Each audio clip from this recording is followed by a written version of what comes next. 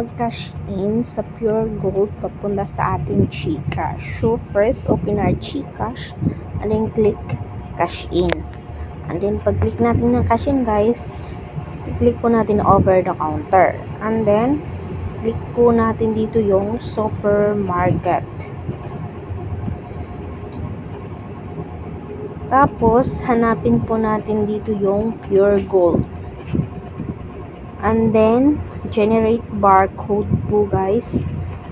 And then pagka click natin nun, enter natin yung amount na ika-cash in natin kung magkano. So sa akin 300. And then ito na po yung QR code. Dalhin nyo lang ito sa Pure Gold guys, sa counter para i-scan nila, and then ibigay nyo lang po yung bayad ninyo. And then papasok na po sa inyo yung amount na pinaka-cash in nyo, and then i-click nyo lang po yung done. So ganun lang guys, bigyan din kayo niya ng resibo.